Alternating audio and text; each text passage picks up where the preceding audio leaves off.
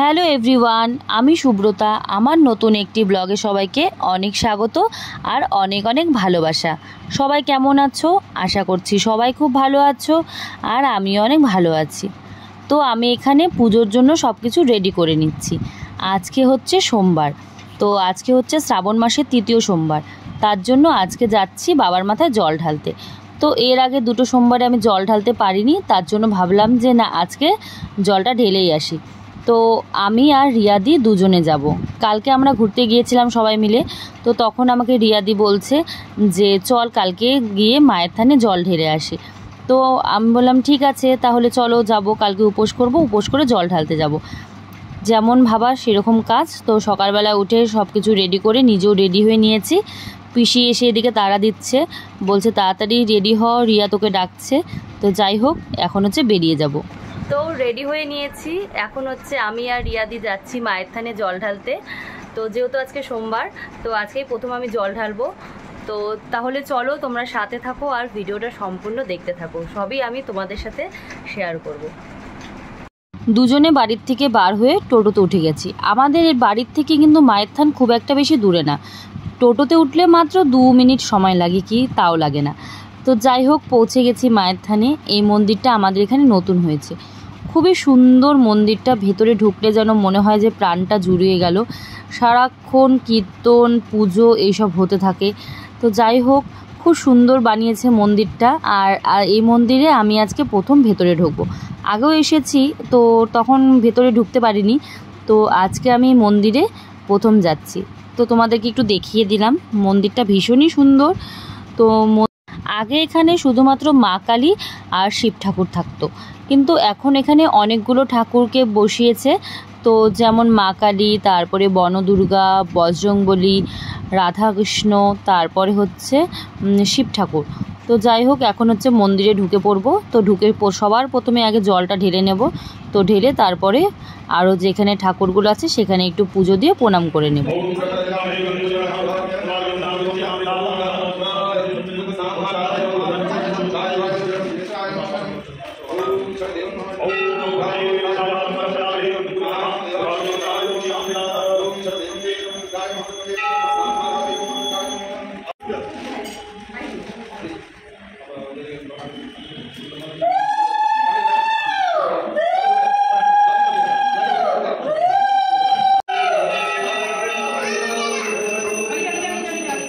তারপর জল ঢেলে যখন বাইরে এলাম, এসে দেখছি সব ঠাকুরকে ঢেকে দিয়েছে, কারণ ভোগের সময় হয়ে গেছিলো তার জন্য।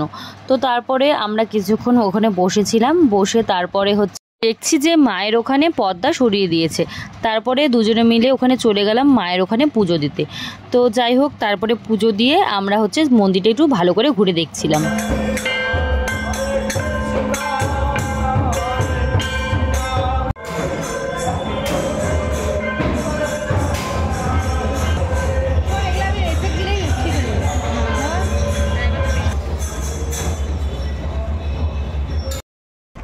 পুজো দিয়ে বাড়িতে চলে এসেছি, আর এসে একটু রেস্ট নিচ্ছি। এখন হচ্ছে খেয়ে নেব। তো খাওয়া দাওয়া করে তারপরে তোমাদের সাথে আবার দেখা হচ্ছে।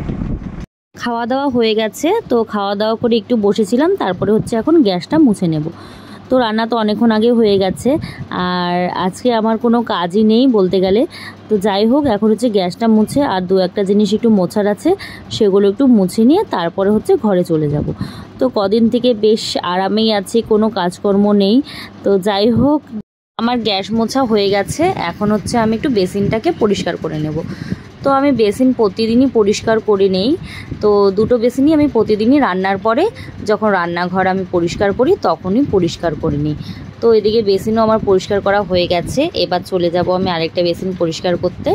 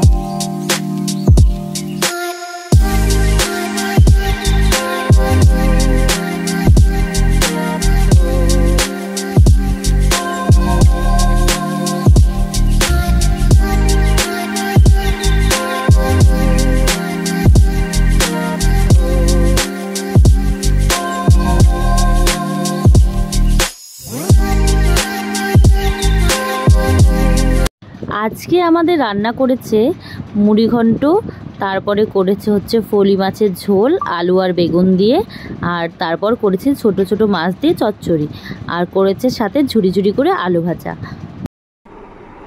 খাওয়া দাওয়া করে নিয়েছি, তো খাওয়া দাওয়া করে রান্নাঘরে কয়েকটা কাজ ছিল, সে কটা কাজ করে এখন হচ্ছে ঘরে চলে এসেছি। তো এসে এখন বসে আছি। আর আজকে তো কী কী রান্না হলো সবই তোমাদেরকে দেখালাম। আর আমি আজকে রান্না করিনি, কারণ হচ্ছে আমি পুজো দিতে যাব, তো আমার তো আস্তে আস্তে দেরি হয়ে যাবে, তার জন্য পিসি সব কিছু করে রেখেছে। তো এসে দেখছি পিসি সব রান্না হয়ে গেছে। আর আমি বললাম যে পিসি তোমাকে আর কিছু করতে হবে না, তুমি হচ্ছে স্নান করে নাও, আমি হচ্ছে খাওয়া দাওয়া করে গ্যাসটা মুছে দেবো।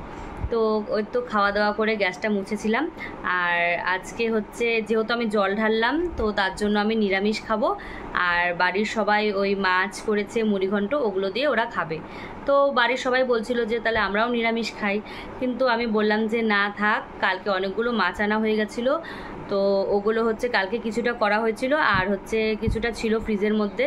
তো বেশি দিন তো ফ্রিজে মাছ রাখলে পরে আর খেতে ভালো লাগে না, তো বললাম যে তার জন্য তোমরা ওগুলো খেয়ে নাও, আমি হচ্ছে নিরামিষ খেয়ে নেবো। তো আমার জন্য ওই আলু ভাজা করা হয়েছে, তো আমি ঘি আর আলু ভাজা দিয়ে ভাত খেয়ে নেবো, ওটাই আমার ভালো লাগে খেতে। তো এখন হচ্ছে একটু বসে আছি। তো আজকের মতো ভিডিওটা এটুকুই, তোমাদের সাথে দেখা হচ্ছে পরের কোনো ভিডিওতে। সবাই ভালো থাকবে আর সুস্থ থাকবে।